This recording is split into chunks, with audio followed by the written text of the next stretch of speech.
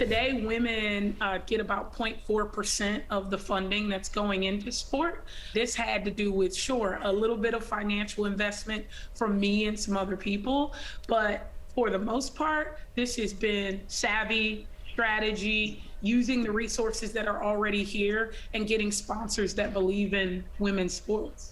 And she is so smart. Football is getting a little bit more exciting. Odessa Jenkins tells me all about her experience on running a league. And she also tells me how us women have to change the way we look at things in order for the things we look at can change.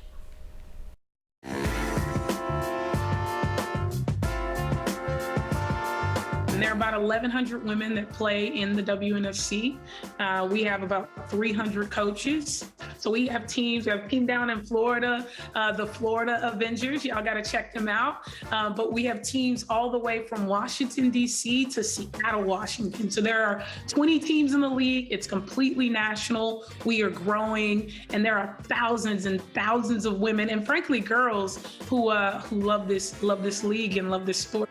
I'm a mother of two young girls. My co-host is also a mother of two young, beautiful, talented, athletic girls. One of them plays softball. She is amazing. She's on track, to be a big star. But when you think of how long is she and all these other young girls going to have a career playing their favorite sport, you think, well, maybe not that long because there's not a lot of money invested in women's sports.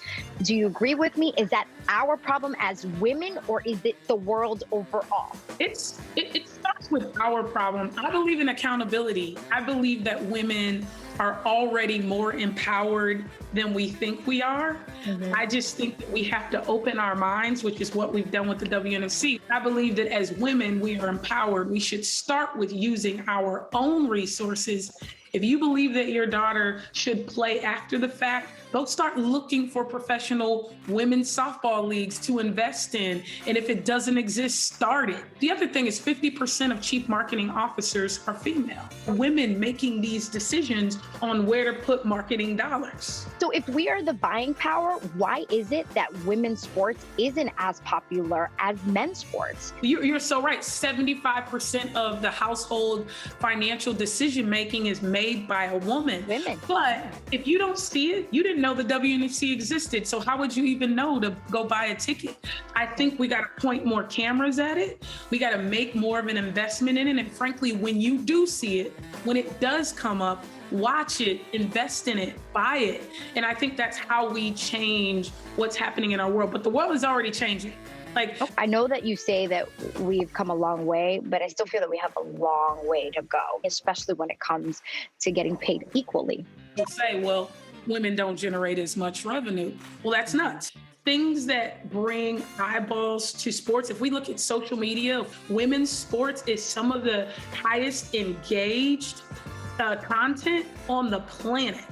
So for everybody to say you got to earn it first before we invest in you, that's actually backwards. That's not how the model works.